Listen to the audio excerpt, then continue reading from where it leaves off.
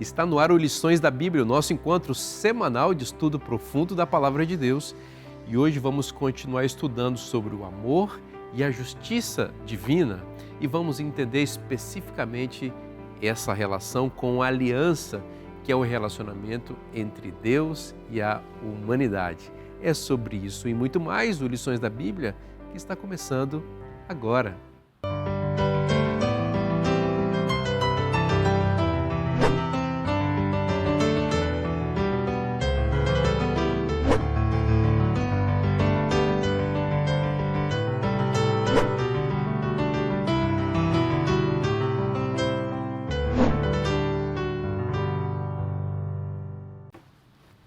Nós já estamos juntos aqui à mesa, preparados para conversar com você sobre esse tema tão importante que é o amor e a justiça de Deus.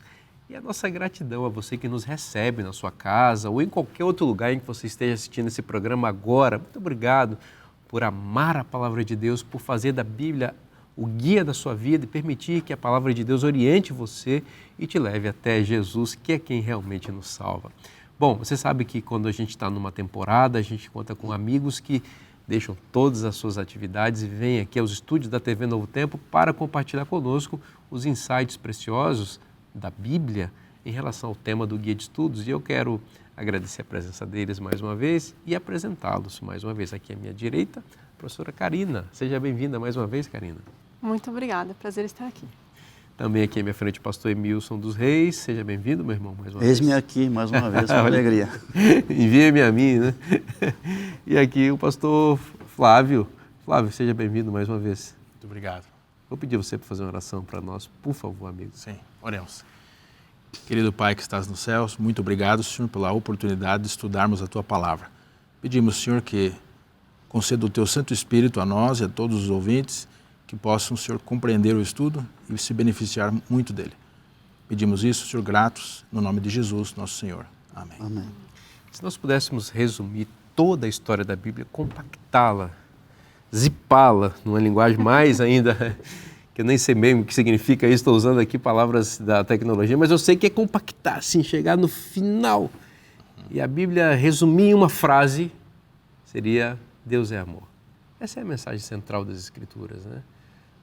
Tudo aquilo que Deus revela para nós tem que ver com essa frase, que ela resume também, que ela equilibra o universo inteiro, né? Todo o universo depende de que as criaturas divinas tenham consciência disso.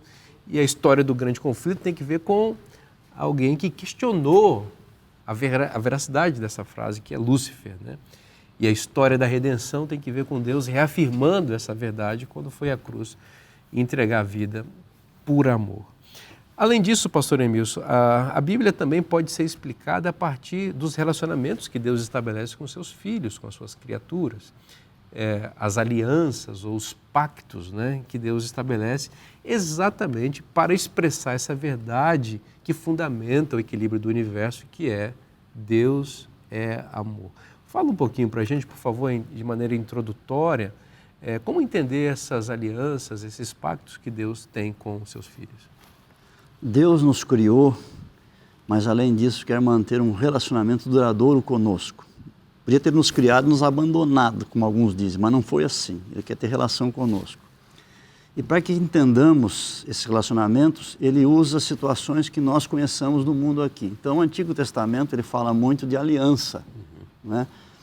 E baseado em alianças humanas. Então, era muito comum entre as nações haver alianças, nações, reis. Por exemplo, havia dois tipos principais. Uma aliança entre iguais, pessoas do mesmo nível. E havia alianças entre superiores e inferiores.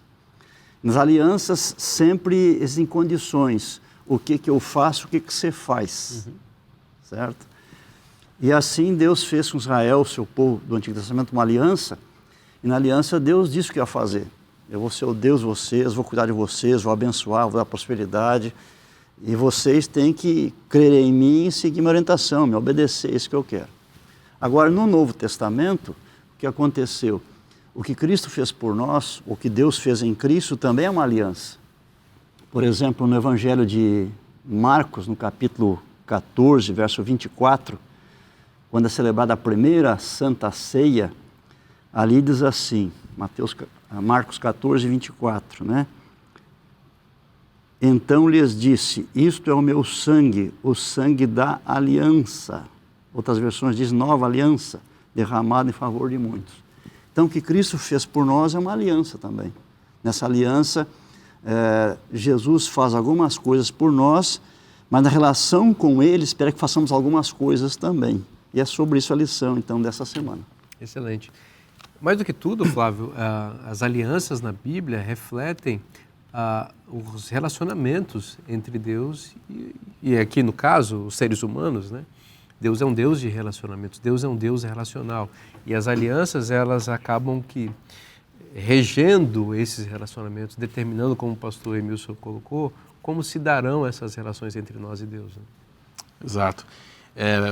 No Antigo Testamento, para facilitar, né, nós temos a aliança de Deus com Israel, como o pastor Emilson mencionou, e ali Deus estipula, né, como é que vai ser o nosso relacionamento. O nosso relacionamento vai ser assim, né?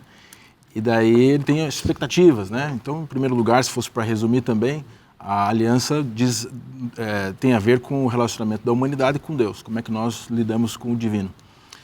Mas é interessante que a aliança que Deus faz conosco, fez com o antigo Israel também, também tem estipulações para como que nós devemos lidar com o próximo. Então Deus nos preocupa apenas no nosso relacionamento direto, mas como nós nos relacionamos com os outros também. E Ele espera que nós nos relacionemos bem com os outros. E eu acho que isso tem a ver com o conceito de família, né? Nós somos uma grande família, eu quero me dar bem com vocês, como sendo seu criador, seu pai, mas espero que vocês também se deem bem com os seus irmãos, que fazem parte da nossa família. Então tem isso também. Claro, e acho que isso fica muito evidente nas tábuas da aliança, né? Nos 10 mandamentos ou no decálogo, em que aparecem obrigações dos seres humanos em aliança com Deus, para com Ele e também para com o próximo, né? Interessante, né, Karina, que a gente vê Deus se preocupando em se relacionar conosco e estabelecer as bases desse relacionamento, né? É interessante que daí nos 10 mandamentos, ele dá os 10 mandamentos, é uma lição de amor também, é um ato de amor, porque se você fica no escuro, você não sabe. Num bom relacionamento, eu vejo no nosso casamento, o melhor que tem é você falar, é melhor assim, é melhor assim, e Deus ele pegou já de frente, de começo ele colocou isso. Então, o próprio dar os mandamentos para nós também já é um ato de amor dele para nós, uma demonstração do ato. Está compartilhando as expectativas dele, né? Fica mais fácil você se relacionar se você sabe quais são as expectativas. Mas não é só expectativas, mas também são instruções para a gente viver melhor, né? Não é só as regras do relacionamento, mas também são instruções de como ser mais felizes, né? Através dessas regras de relacionamento. Agora, pastor Emilson, uma tônica que a gente encontra nas alianças bíblicas é o aspecto gracioso, ou a graça divina. Em primeiro lugar, a gente sempre encontra Deus tomando a iniciativa. As alianças nunca são iniciativas dos seres humanos. É sempre Deus que entende a necessidade de fazer um relacionamento com alguém e toma essa iniciativa. Essa aliança, como eu disse, ela é sempre pautada também em alguma coisa extraordinária que Deus vai oferecer, que a outra parte não tem condição de responder, né? E a gente vê isso em todas as alianças, né? Sim. Então, o verso mais conhecido da Bíblia, João 3,16, diz que Deus amou o mundo. Não diz que Deus amou a igreja, nem diz que Deus amou os bonitos, Deus amou os ricos, Deus amou os fortes, os bem-sucedidos. Ele amou o mundo. E nesse mundo estou eu e você. Todos nós estamos no mundo. Os feios, os fracos, né? Os pobres, os desprezados, os que não têm nada e ninguém. Deus amou todos, né? Então essa é a mensagem do Evangelho. E porque amou todos, o que Ele fez? Providenciou um recurso de salvação para todos, que foi dar Jesus por nós, né? E por que Cristo tinha que vir a esse mundo? Porque somente Ele nos podia salvar. A lei de Deus diz o seguinte, que quando nós pecamos, deve haver a morte. O salário do pecado é a morte dos romanos. Então, se nós pecamos muito ou pouco, nisso ou naquilo, não importa. Se há pecado, tem que haver morte. A lei exige isso. A justiça exige isso. E Deus, ele, por ser tão sábio e ao mesmo tempo tão amoroso, ele encontrou uma maneira de manter intacta sua justiça e sua lei, mas de modo que nós pudéssemos ainda ter uma nova oportunidade. Ele então criou o plano da salvação. Ele disse assim, olha, ainda continua como salário do pecado a morte, mas eu permito que haja um substituto. Aí você pensa, puxa, que legal, alguém pode morrer por mim. Aí Deus diz assim, você gostou? E tem uma segunda boa notícia, deixa que eu arrumo um substituto. É verdade, né? Como é que eu ia arrumar alguém que quisesse morrer por mim? Agora, quem é que pode ser substituto? Tem algumas condições, não é qualquer um. Duas condições básicas. Tem que estar à altura da lei transgredida. Então não pode ser nenhum pecador, nenhum ser humano, todos somos pecadores da Bíblia. Mas não pode ser nenhum anjo, uma criatura perfeita, porque quem é criatura está debaixo da lei, não está no nível da lei. Então, no nível da lei, nós temos em todo o universo só a divindade, só Deus, o Pai, o Filho e o Espírito Santo. Essa é a primeira condição, a altura da lei transgredida. Mas a segunda condição é que tem que ser humano para nos representar, né? E aí não serve Deus o Pai, e aí não serve o Espírito Santo, só tem um, que é Cristo. Aliás, foi para isso que ele tornou ser humano.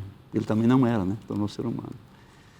E aí vem a terceira boa notícia, né? A primeira foi, eu permito que haja substituto. Segunda, eu consigo substituto. Terceira, eu vou ser o substituto. Eu vou aí para o lugar de vocês, né? Então, todo o universo só tinha um que podia ser substituto. E Jesus disse, eu vou. Então, essa é a beleza do Evangelho. Isso é boas novas. E é lindo que esse evangelho já foi, é o mistério, né, que está lá em Romanos 16, 25, que fala que o plano da redenção era um mistério desde a eternidade. Então, mesmo antes do ser humano começar a ser criado, de pensar, de ouvir qualquer risco, já existia esse plano, já existia isso. Então, o amor de Deus, ele já veio antes de qualquer outra coisa, antes mesmo da nossa criação já existia. Pastor Emilson, depois de 44 anos pregando o Evangelho, ele ainda emociona o coração? Emociona. É muito forte essa mensagem, né? Muito. É muito lindo ver a palavra de Deus tocar o coração, né? Louva a Deus por isso. Impactante, né, Flávio? Muito bonito. As alianças de Deus, elas expressam realmente o Evangelho, porque Deus já começa em relacionamento de aliança com o ser humano. Por exemplo, quando nós vamos ao Jardim do Éden, lá no início, nós vemos claramente a linguagem de aliança presente. Deus é o suzerano, o imperador de todo o universo, vamos colocar assim, né? Ele domina sobre todo o espaço criado. E ele criou um planeta para colocar aqui seres inteligentes, e ele precisava de uma liderança nesse planeta que o representasse, ou que representasse a sua autoridade aqui. Então ele criou Adão e Eva e os colocou como os seus reis vassalos, aqui vamos chamar assim, o rei suzerano tinha aqui a sua filial e os seus associados aqui. E essa era uma relação de aliança, do tipo assim, olha, Adão, você vai ser meu representante aqui, cuida do planeta, rege esse planeta conforme as leis que eu estabeleço, que eu dou proteção para vocês, eu dou domínio, eu dou autoridade para vocês. Mas o que aconteceu logo no início? Essa aliança foi rompida. O ser humano, que era o representante de Deus aqui, não quis mais ser representante de Deus e entregou esse planeta nas mãos de um usurpador, que é Satanás. E aí a história do pecado e da humanidade tem início aí. Então tem que muito ver com o que o pastor Emilson estava colocando, porque as alianças explicam a encarnação. Por quê? Quando Deus o Filho se torna ser humano, ele faz para recuperar o governo de Deus nesse planeta, que havia sido usurpado por Satanás. Um ser humano precisava fazer isso. O segundo Adão, como diz o apóstolo Paulo. Então ele toma a frente e ele aparece na condição humana semelhante à de Adão para que eles pudessem estar em condições iguais e para resistir onde Adão falhou. E nesse sentido poder ter legitimidade para assumir de volta o governo da terra. Mais do que isso, ele precisava enfrentar o usurpador, vencer o usurpador, para tomar o domínio de volta para si. Foi isso que ele fez na cruz do Calvário. E mais bonito de tudo, o profeta Daniel nos diz no capítulo 7, que ele recupera o domínio e ele compartilha o domínio com os santos do Altíssimo. Ou seja, ele faz com que a humanidade seja recuperada à sua condição original nesse relacionamento de aliança. Ou seja, a aliança que havia sido rompida pela humanidade, agora ela é restaurada em Cristo, né? Eu acho que isso realmente é poderoso demais. Isso revela, de fato, o amor de Deus, né? Interessante nesse cenário que você explicou, é que o plano da salvação, né, e o que Cristo faz por nós, não somente concede perdão para o ser humano, mas tem essa parte que você destacou também, que ele restaura o ser humano à sua condição original, que é de corregente com Deus. Então, quando você vai lendo o resto da Bíblia, chega lá em Apocalipse, os santos estão reinando com Deus, Daniel 7. Exato. Então, Deus não só perdoa, né, não só nos ama com o seu perdão e o seu sacrifício próprio, mas Ele também nos levará novamente à dignidade original para a qual fomos criados. Exatamente. Então, nós vamos voltar a reinar com Cristo, ou seja, o ser humano que passou a ser escravo do rei usurpador, agora em Cristo se torna regente com Cristo. Somos de novo reis vassalos do rei superior, poderoso. Nós temos que realmente louvar a Deus. É diante dessa cena, dessa realidade, que os profetas vão fazer doxologias lindas de louvor a Deus. Por exemplo, Apocalipse 4 e 5, né, nos revelam isso, né? Amigos, por favor. Um aspecto interessante aqui é a liberdade, né? Porque Deus, quando nos criou, a gente pensa, não criou robô, tá certo, mas não criou só um animal. Deus podia ter feito um planeta só com animais, sem seres humanos. Pensa nos animais, como estão hoje. Os animais, por exemplo, eles não têm moral. Então, uma fêmea no cio acasala com vários machos. Isso não é pecado. Um macho acasala com várias fêmeas, não é pecado. Um animal rouba a comida do outro, isso não é pecado. Um animal mata o outro, não é pecado. Um animal come o outro, não é pecado, porque não tem moralidade. Mas nós somos criados à imagem de Deus, os animais não foram. Então, e para haver moralidade e para incluir o amor, tem que haver liberdade. Então, quando Deus nos criou, Ele não nos criou como robôs, mas nem como animais. Ele criou alguém à imagem dele. Ele criou para que pudesse extravasar seu amor ainda sobre criaturas, mas receber amor também. Então, para que isso dê certo, tem que haver liberdade. Tem que haver liberdade. E a lição está dizendo para nós aqui, né, baseado nesses textos bíblicos aqui de Pedro, Timóteo, Ezequiel, que se a nossa salvação dependesse só de Deus, ninguém ia se perder. Porque Deus deseja, o desejo dele que todos sejam salvos. E quem é pecador, que todos cheguem ao arrependimento, né? Mas depende da nossa resposta também. Então nós podemos responder de modo afirmativo ou de modo negativo. As alianças revelam o caráter de Deus, portanto, revelam a sua natureza, revelam o seu amor e a liberdade que Ele confere a todos nós. Vamos continuar conversando sobre isso no próximo bloco. Não saia daí, o programa volta já já.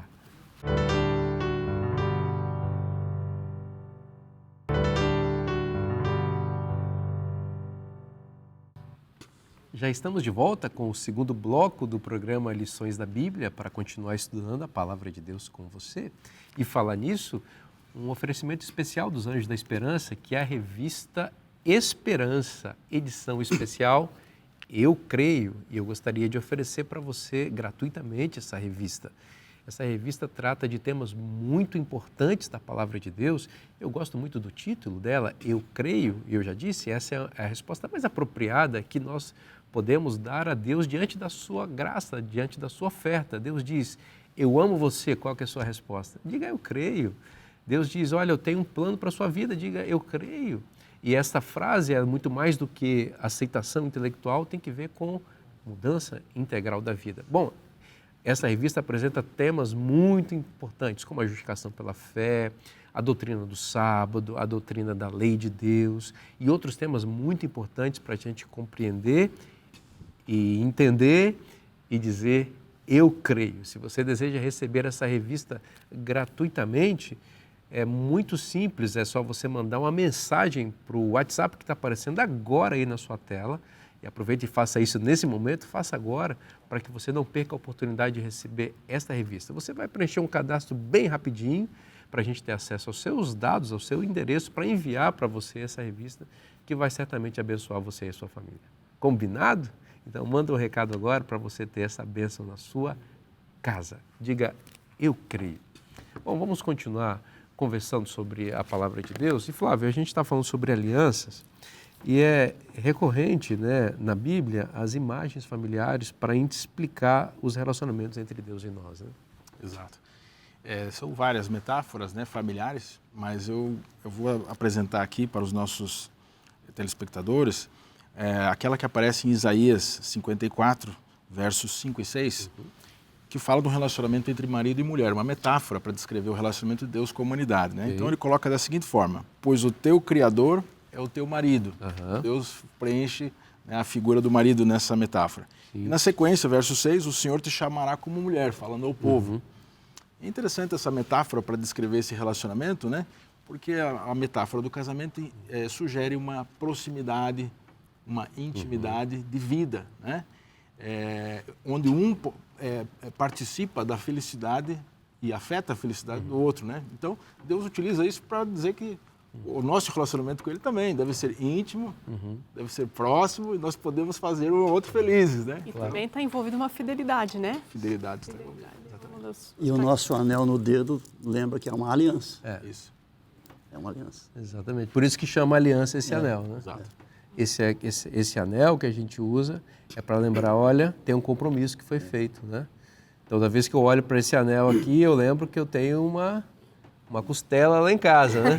Que está me esperando para voltar. E é assim que a gente precisa fazer. E naquele dia lá, diante do altar de Deus, os dois prometeram ser fiéis em toda a situação da vida, né? Exatamente. Sempre.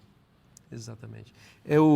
Só para benefício aqui dos nossos telespectadores, que são professores da Escola Sabatina, Pastor Flávio, nós temos muitos, Pastor Emilson, que acompanham esse programa e assistem para poder recapitular, como a gente diz, né, para passar a lição na igreja. Eu acabei pulando, nós fomos para terça-feira aqui, né? Não tem problema. Então o pastor Flávio deu um panorama das metáforas bíblicas e agora, também para benefício da nossa organização, a gente volta aqui para o tema que está mais concentrado na segunda-feira. E nós começamos com a professora Karina. Essa ideia do amor está presente na aliança. A gente viu esse aspecto relacional, mas o amor é um fator fundamental nesses relacionamentos. Não é um relacionamento frio que Deus estabelece com a humanidade ou com seus filhos. É um relacionamento pautado em amor. Quando um homem vai se casar com uma mulher e a mulher vai se casar com um homem, existe uma reciprocidade, né? Então, por exemplo, o amor que eu, por exemplo, tenho com a minha esposa, ele é um amor que tem uma segunda intenção, porque ela é bonita, ela me atraiu e ela teve misericórdia de mim também. Então, teve um relacionamento, ok? Que teve motivações. Quando a gente pensa no relacionamento com Deus, essa metáfora ela é imperfeita, porque Deus não tinha nada que olhasse para nós que pudesse despertar nele, ou nós não temos nada que possa despertar em Deus interesse. Você colocou isso no programa anterior também. Deus também nem precisava, ele é autossuficiente. Mas o amor dele fez com que aquelas pessoas que não tinham nada para oferecer pudessem entrar no relacionamento com ele. Isso é uma coisa grandiosa, né? É um negócio que é difícil de entender. Eu acho que a gente vai, pela graça de Deus, todos passarmos a eternidade tentando entender um pouco mais do escopo todo desse amor. E a Bíblia relata que esse amor vai até 1000 gerações. Se você parar para pensar, 1000 gerações, quanto tempo é isso? Vamos colocar uma geração, média 25 anos, 25 mil anos, ou seja, o amor de Deus é para todos. Que nem o pastor Emilson colocou anteriormente, que é para todo aquele que nele crê. João 3,16, é para todo. Deus cobriu todos com o seu amor. Extraordinário. É maravilhoso isso, né? para todas as pessoas. Todas as pessoas. Eu, quando estudei essa parte da lição, eu estava lembrando que faz alguns anos eu tenho um jardim em casa e estava um dia muito quente, ninguém estava aguentando.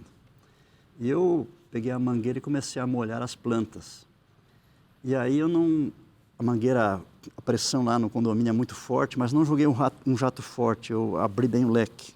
Então estava bem esparsa a chuvinha assim, e tinha um beija-flor por ali. E ele também estava meio agoniado pelo jeito. E ele, enquanto eu molhava as plantas, ele veio para pegar um pouquinho daquelas gotículas também, ficou ali pairando no ar e pegando. Daí eu brinquei com ele. Eu levei o jato para cá, levei para cá, levei para cá, levei para cá, acompanhando assim, né? E eu fiquei pensando, o amor de Deus, ele é tão grandioso, disponível para todos nós. Mas nós temos que responder de modo positivo, nós temos que querer esse amor. Está chovendo aqui, eu tenho que ficar aqui. Eu não posso sair daqui. Ele disse para nós como é que nós podemos receber esse amor e como vai ter efeito em nossa vida. É aqui, não é ali. Não é? Então isso serve de lição para a gente também. A gente pode responder a Deus. Se a gente viver de certa maneira, o amor vai ter efeito em nós, o amor de Deus. Se a gente não viver, não vai ter esse efeito esperado. Então depende da nossa opção também.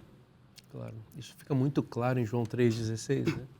Deus amou o mundo, e aí essa abrangência que você mencionou, né? O mundo todo, de tal maneira, ou seja, é uma coisa extraordinária, que ele deu o seu Filho, que é o bem mais precioso que ele teria para oferecer, e a única coisa que poderia satisfazer a necessidade que a humanidade tinha de redenção, o Filho de Deus, o presente mais precioso, para que todo aquele que nele crê não pereça, mas tenha vida eterna. Ou seja, a oferta do amor, ela é universal. Ela não escolhe determinadas pessoas, ela é toda abrangente. Mas essa oferta, ela demanda uma resposta íntima, pessoal, relacional, uma resposta que se dá na aceitação da aliança. Ou seja, não adianta Deus morrer por toda a humanidade se eu não aceito essa morte em meu favor. Então, ela alcança salvificamente aqueles que aceitaram isso.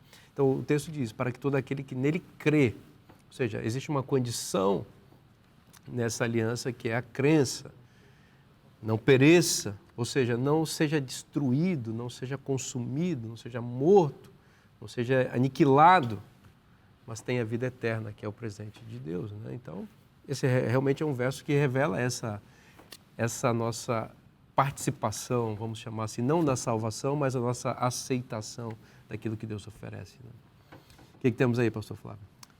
Essa possibilidade da escolha, né, livre, né, e Deus respeita as nossas escolhas, né? Então, se a pessoa escolhe responder positivamente à graça divina, na metáfora do pastor aqui, se colocando, né, naquele local onde a água está pingando ali, isso vai acontecer, vai dar os efeitos necessários, né? Mas a pessoa também pode dizer não para Deus, e Deus também, imagino que com o coração quebrado, né, com o coração partido, mas Deus respeita também a negativa, né? Então isso também é verdadeiro, né? Isso também é amor, né? É interessante, eu ia falar justamente isso. Essa é uma das coisas do amor, uma das características do amor de Deus, o livre-arbítrio, né? O respeitar. Então, até respeitar o não ser amado. Respeito o não ser amado. Eu lembro que tinha um programa infantil na minha infância, né? Que já tem um tempinho já, mas... Enfim, o tempo passa, né? Que o personagem dizia, você tem que me amar, você tem que me amar. Exigia amor, né? O Baby, né? Lembra da família dinossauro? Você tem que me amar, você tem que me amar. Olha, Deus quer que todos nós o amemos, né? Mas Ele não obriga que a gente o ame, né? E Jesus disse, se me amardes, guardareis os meus mandamentos. Como é que ama? Né? E começa se. É possível não querer amar Jesus, né? Como é que sabemos que amamos a Jesus? Quando nós seguimos a orientação que Ele nos deu, os mandamentos. Os mandamentos de Cristo são os mesmos mandamentos que sempre existiram. Em 10 mandamentos, os primeiros 4, quando obedecemos, mostramos um amor para com Deus, né? Isso é piedade. E os últimos 6, quando obedecemos, mostramos um amor para com o semelhante. Isso é justiça, né? Isso é justiça. E Paulo, quando trata desse assunto, ele fala da importância da justiça nos relacionamentos entre nós, aqui seres humanos, e da piedade no relacionamento com Deus. Então, se nós fizermos isso, vamos demonstrar que amamos realmente o nosso Deus. O amor de Deus é eterno e sempre imerecido. E nós estamos destacando aqui. Mas podemos aceitá-lo ou rejeitá-lo. O amor que nós apresentamos a Deus é sempre uma resposta a essas ofertas, essa oferta graciosa de Deus. Vamos voltar a essa tônica porque ela é muito importante. É possível rejeitar o amor de Deus. Isso vai contrário a teologias que ensinam que a graça de Deus é irresistível no sentido de que as pessoas elas estão determinadas ou predeterminadas a amar a Deus porque foram expostas a essa graça, enquanto que Deus escolheu não ofertar essa graça a determinadas pessoas e por isso essas pessoas não serão salvas, porque se fossem expostas a essa graça, a esse amor, irresistivelmente aceitariam. Esse não é o ensino bíblico. Olhando, por exemplo, para o Antigo Testamento, ele veio agora à mente Deuteronômio 28, que é um grande capítulo, bem longo. Ele tem ali duas relações. Primeiro, uma relação de bênçãos, uma segunda de maldições. Então, começa assim, nos primeiros versos, dizendo para Israel: se você for obediente, for fiel, guardar meus mandamentos, essas são as bênçãos que virão para você. Sim. Daí do verso 1 até o 14 assim. Depois do 14 até o fim, que é maior ainda, são as maldições. Mas se você recusar, vai ter isso aqui. Então tem o ser, condicional, a pessoa pode escolher. Sim. Agora, quando Cristo veio a esse mundo, Jesus também apresentou a condição, né? Ele disse que há dois caminhos. Nós temos duas portas, dois caminhos. Tem a porta estreita e o caminho estreito, e a porta larga e o caminho largo. E ele disse que podemos optar. Ele diz assim, ó, escolha esse aqui, ó. Escolhe. Por fiar e por entrar por esse caminho. Porque aqui é que vai dar certo no final. Exato. Mas temos a opção de recusar. Sim. Então, a liberdade nossa. E existe essa opção desde a concepção do ser humano, né? Quando você for ver ali no Jardim do Éden, já tinha duas árvores, tinha duas opções para o ser humano. Desde que o ser humano foi criado, já foi dada a opção para ele de escolha qual Senhor seguir, né? E na árvore do conhecimento do bem e do mal, era exatamente, ela estava ali para poder testar a capacidade de escolha do ser humano. O que o ser humano vai fazer com a sua liberdade, né? Com a sua Porque se não houvesse escolha, Deus podia simplesmente não ter plantado a árvore do conhecimento do mal nenhum ali. Deixar as coisas automaticamente, né? Isso é tão importante para Deus que ele arriscou tudo. Esse amor é tão grande e tão altruísta que ele arriscou tudo, arriscou o seu filho, arriscou tudo, pondo a opção. Então, isso é uma condição muito grande para o amor também, desse amor enorme, o livre-arbítrio. Uma coisa interessante nesse assunto é também que tudo tem consequência, né? A vida tem consequências, as escolhas têm consequências. Uma coisa boa da Bíblia, né, é que é o seguinte: Deus vai mostrando o desenrolar das consequências para nós, para que nós não escolhamos no escuro. Nós podemos observar pelos ensinamentos de Cristo onde isso vai dar, né? Então essa escolha vai ter uma consequência X, a outra escolha tem uma outra consequência. Então você pode escolher, você não precisa escolher no escuro, você pode avaliar qual que te interessa mais e você faz a sua escolha, né? Verdade. Veja que, abrindo um parênteses aqui, como, por exemplo, faz todo sentido a crença bíblica do juízo investigativo dentro dessa perspectiva, né? O que é o juízo investigativo? É Deus avaliando o que os seres humanos, arrolados nos livros do céu, fizeram com a sua escolha, com a sua liberdade. Então, por que ele tem um relatório das nossas ações ali? Exatamente para poder comprovar as nossas escolhas, o que nós fizemos com aquele dom precioso que é a liberdade. E a liberdade, ela é sempre vigiada, ela precisa ser vigiada, né? O eterno preço da liberdade é a vigilância. E o juízo investigativo nos revela isso, Deus vigiando o que nós fizemos com a nossa liberdade, né? E aí, meus amigos, o que temos? Temos algum tempinho ainda para esse bloco? Querem destacar o que mais aqui dentro dessa linha? A lição coloca um negócio muito bonito também, uma metáfora muito bonita nesse negócio do amor. Que o amor de Deus está disponível para todos, mas nós podemos escolher ou não aceitar esse amor, né? E coloca a metáfora do sol. O sol vai estar sempre brilhando. Você pode estar sob o sol ou não, você pode escolher.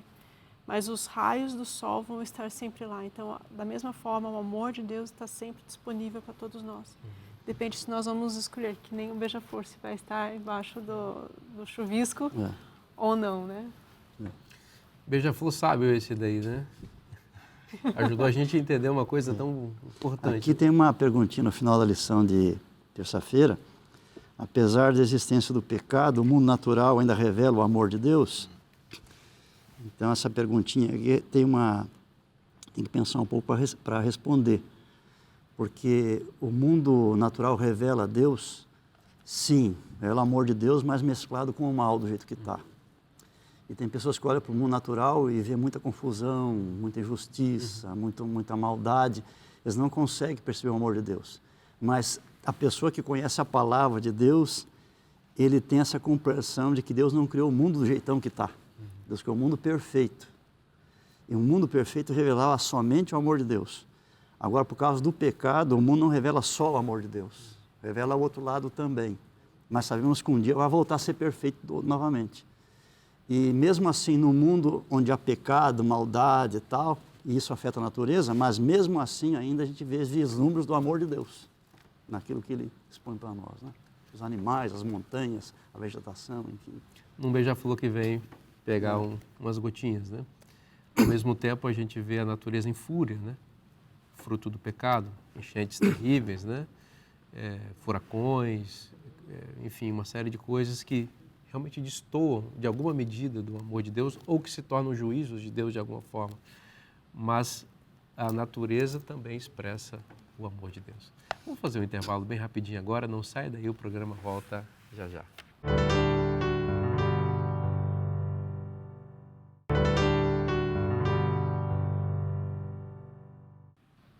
Estamos de volta agora para o último bloco do programa Lições da Bíblia, para continuar nesse tema tão importante da Palavra de Deus.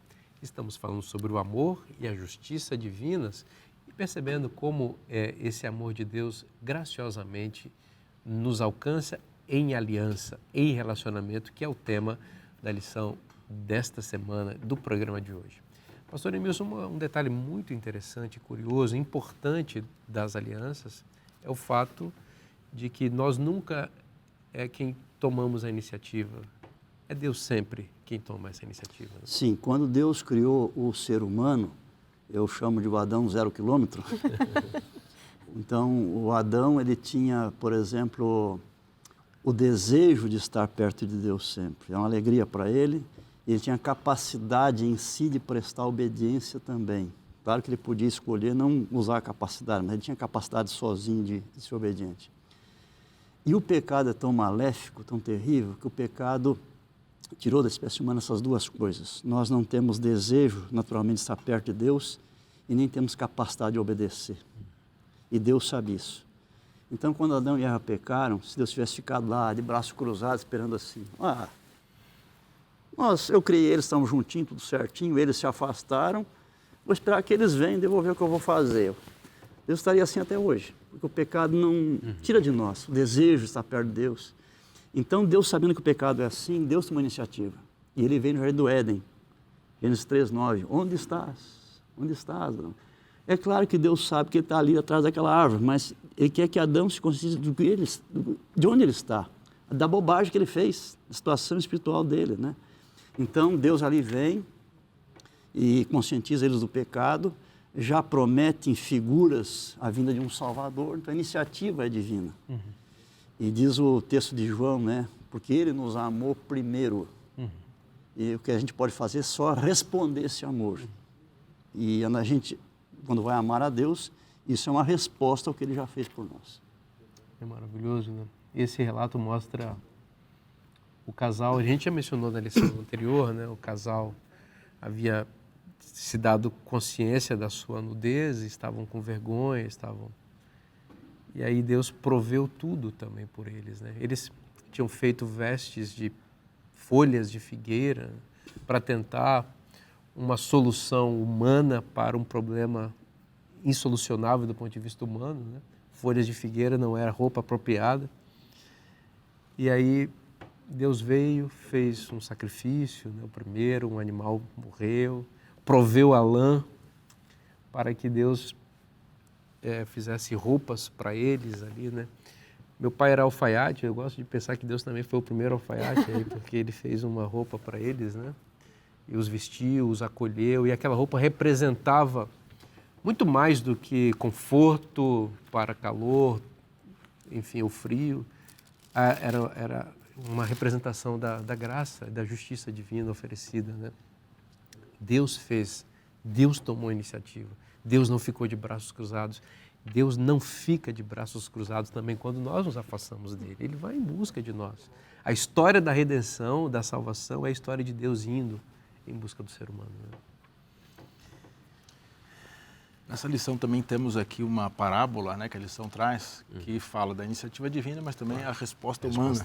Claro. E eu vou servir aqui o papel de leitor da parábola mais Pois uma não, vez. por favor. E nós comentamos juntos, né? É Mateus? É Mateus 18, né? 18. 23 a 35. Por isso o reino dos céus pode ser comparado a certo rei que quis ajustar contas com os seus servos. E começando a fazê-lo, trouxeram-lhe um que lhe devia 10.000 talentos. Não tendo ele com que pagar o seu senhor mandou que ele, sua mulher e seus filhos fossem vendidos, com tudo o que tinha, para que a dívida fosse paga. Então aquele servo, prostrando-se, o reverenciava, dizendo: Senhor, seja generoso para comigo e tudo te pagarei. Então o senhor daquele servo, movido de íntima compaixão, mandou-o embora e perdoou-lhe a dívida. Saindo, porém, aquele servo, encontrou um dos seus conservos, que lhe devia 100 denários. Lançando mão dele, sufocava-o, dizendo: paga-me o que me deves. Então o seu companheiro, prostrando-se a seus pés, rogava-lhe: seja generoso para comigo e tudo te pagarei. Ele, porém, não quis, antes foi encerrá-lo na prisão, até que saudasse a dívida. Vendo os seus conservos o que acontecia, entristeceram-se muito e foram relatar ao seu senhor tudo o que sucedera. Então o seu senhor, chamando-o, lhe disse: servo malvado, perdoei-te toda aquela dívida, porque me suplicaste. Não devias tu igualmente compadecer-se do seu companheiro, como também eu me compadeci de ti? Assim, encolorizado, o seu senhor o entregou aos verdugos, até que lhe pagasse tudo o que devia. Assim vos fará também meu Pai Celeste, se de coração não perdoardes cada um a seu irmão as suas ofensas.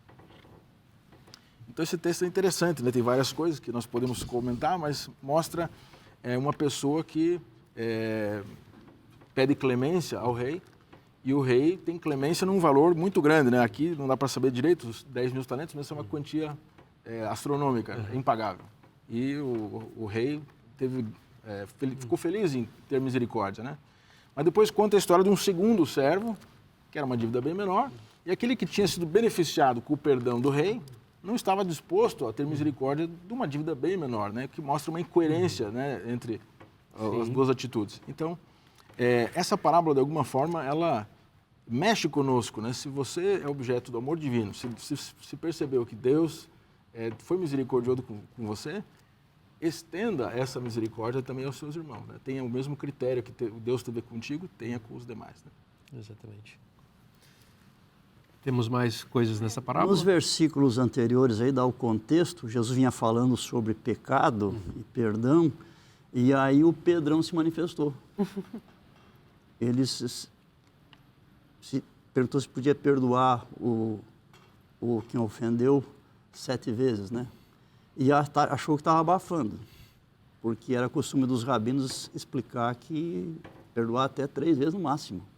Ele agora era cristão, Pedrão, então, e se eu perdoar 7, tá bom, né? E aí Cristo disse não, e veio essa parábola para ilustrar a questão do perdão.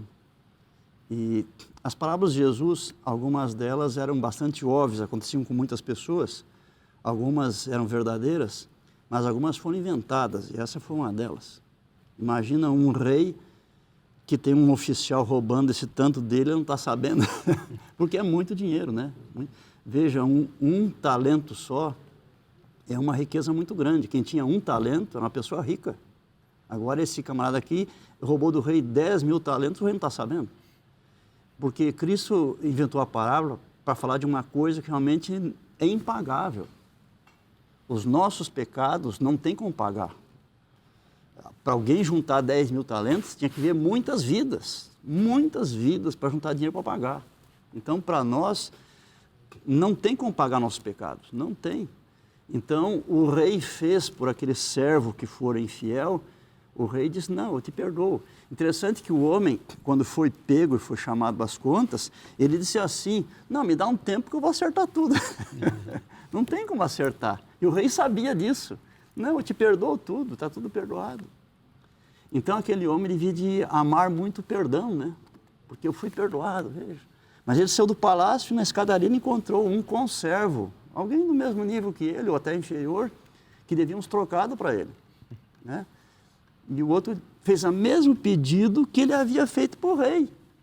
Me dá um prazo. Aí pegou, começou a esgoelar o camarada. Não, você vai pagar, vou te entregar e tal. E aí os que viram foram contar para o rei. Olha, aquele camarada que você perdoou agora há pouquinho, olha o que ele fez lá. E o rei chamou. É verdade que você fez isso aí? Pois é, então, retiro meu perdão para você. Então, isso aqui ilustra o que Deus faz conosco também.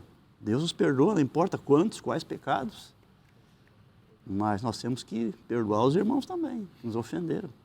E qualquer um que ofendeu a gente, ofendeu muito menos do que nós ofendemos a Deus. Então, se nós apreciamos o perdão e queremos ser semelhantes a Deus, nós temos que perdoar o semelhante também. Esse é o dever cristão, né? Para mim, o que me chama a atenção nessa parábola é que o grande devedor não tinha noção, ele se esqueceu rapidamente da dívida dele, do que foi feito por ele. Então, e por causa que ele não teve essa noção da história dele, do que tinha acabado de ser feito com ele, ele não conseguiu estender. Então, da mesma forma, nós temos que ter noção do que foi feito por nós. E, da mesma forma, estender para o próximo. É muito fácil a gente esquecer que Deus fez por nós e achar que nós somos justos por nossa própria causa. Mas não. É Deus que nos faz justos. Da mesma forma como Deus nos dá essa graça, também a gente tem que oferecer ao próximo. Quando a gente tem essa noção, né? É interessante que esse ensino aqui impacta muito os nossos relacionamentos, né? Como nós lidamos com o próximo, né? Como você falou, quando nós temos ciência, né, do perdão que nós recebemos de Deus e temos isso em nossa mente, isso vai se manifestar na maneira como nós lidamos com os demais. Então isso tem um potencial, né, de reconciliação e de restauração e de bênção tremenda, né, quando a pessoa recebe essa graça de Deus e estende isso aos demais. O mundo é transformado, o mundo é renovado, o mundo fica melhor, o mundo melhor. É curioso, né, que no contexto da fala que o pastor Emilson mencionou, a pergunta de Pedro, né, devo perdoar 7 vezes, querendo achar que estava abafando, né? E Jesus fala 70 vezes 7, e é como se ele dissesse, você tem que fazer o que eu já fiz. Porque esse número, essa conta, 70 vezes 7, não aparece pela primeira vez aqui na Bíblia, né? Ela já apareceu no Antigo Testamento, lá no profeta Daniel, né? 70 semanas estão determinadas sobre o seu povo, são 490 anos, né? Apontava para o Messias. Que é 70 vezes 7, né? Ou seja, é o tempo de graça que Deus havia dado para Israel, o povo que havia idolatrado e por causa disso foi para o cativeiro, que durou 70 anos, povo para quem parecia não haver mais esperança, por causa de quem Daniel vai orar, suplicando no capítulo 9, imaginando que as coisas estariam perdidas, e Deus disse, não, calma, 70 semanas ou 490 anos de graça estão determinados sobre o teu povo, eu sou um Deus gracioso. E 70 vezes 7 ou 490 não é um número apenas matemático para restringir, é o número que significa uma coisa infinita, né? 70 vezes 7 é uma coisa que parece que nunca tem fim. E é assim que é o amor de Deus e é isso que Ele espera que nós manifestemos. Quando nós estamos em relação com Ele, a relação dele conosco deve ser espelhada na nossa relação, como você mencionou, de nós para com o próximo. Então, se nós não podemos perdoar o nosso cônjuge, se nós não podemos perdoar os nossos filhos que erram conosco e nós também erramos com eles, tem um problema, é um sintoma de uma falta de compreensão do nosso relacionamento. E as pessoas que nós mais magoamos, Família. E as pessoas que mais nos magoam, são as que estão mais próximas da gente. Sim. É muito lógico. A gente se relaciona mais com eles, vai ter mais chance de atrito também, né? Então tem que haver essa disposição de sempre estar perdoando. E aí vem o texto que está aqui na lição, inclusive, de 1 João 4, verso 8. Aquele que não ama No caso que não perdoa também, né? Não conhece a Deus, pois Deus é amor. Agora o conhecer aqui, para nós conhecer, é uma coisa de cabeça. É entender uma coisa, ter essa informação. Mas na Bíblia não é isso. Na linguagem, na Bíblia, conhecer é se relacionar. Então aquele que não ama não se relaciona com Deus. Não sabe por experiência quem que é Deus. Se ele soubesse, ele ia amar, porque Deus é amor. Exatamente. Essa é a ideia. Deus espera que nós amemos o próximo como Ele nos ama. Ele apresenta os requisitos da nova aliança com base no seu próprio exemplo, né? Novo mandamento eu vos dou, que vos amei como eu vos amei. Então, Deus espera que nós olhemos para o exemplo de Cristo e espelhemos esse exemplo com as outras pessoas. Esse chamado divino ao amor real, ao amor prático, ao amor atitude, ao amor princípio, não só sentimentos, mas princípio real e prático, esse chamado está na Bíblia. Esse está na Bíblia, é bom para você. Que Deus te abençoe muito, viu? Um forte abraço para você, para sua família.